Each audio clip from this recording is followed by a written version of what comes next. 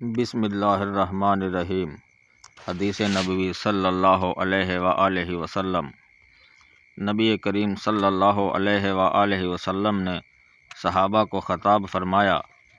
آپ نے اللہ تعالیٰ کی ثنا بیان کی جو اس کی شان کے لائق تھی۔ پھر دجال کا ذکر فرمایا اور فرمایا کہ میں بھی تمہیں اس کے فتنوں سے ڈراتا ہوں۔ کوئی نبی ایسا نہیں گزرا جس نے اپنی قوم کو اس کے فتنوں سے نہ ڈرایا ہو۔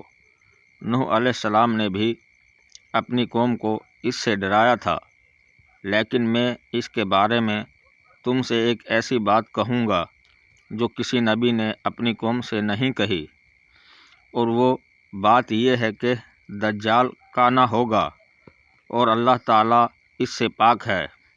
حدیث نمبر 3057 صحیح بخاری۔ ہم سے رسول اللہ صلی اللہ علیہ وآلہ وسلم نے دجال کے متعلق ایک لمبی حدیث بیان کی۔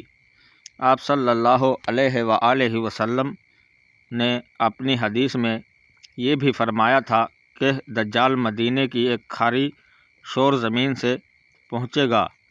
اس پر مدینہ میں داخلہ تو حرام ہوگا۔ مدینہ سے اس دن ایک شخص اس کی طرف نکل کر بڑھے گا۔ یہ لوگوں میں ایک بہترین نیک مرد ہوگا، یا یہ فرمایا کہ بزرگ ترین لوگوں میں سے ہوگا۔ وہ شخص کہے گا کہ میں گواہی دیتا ہوں کہ تو وہی دجال ہے جس کے متعلق ہمیں رسول اللہ صلی اللہ علیہ وآلہ وسلم نے اطلاع دی تھی۔ دجال کہے گا کیا میں اسے قتل کر کے پھر زندہ کر ڈالوں تو تم لوگ میرے معاملے میں کوئی شبہ رہ جائے گا؟ اس کے حواری کہیں گے نہیں۔ چنانچہ دجال انہیں قتل کر کے پھر زندہ کر دے گا۔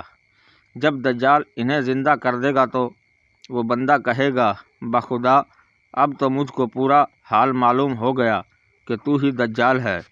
دجال کہے گا لاؤ اسے پھر قتل کر دوں، لیکن اس مرتبہ وہ قابو نہ پا سکے گا۔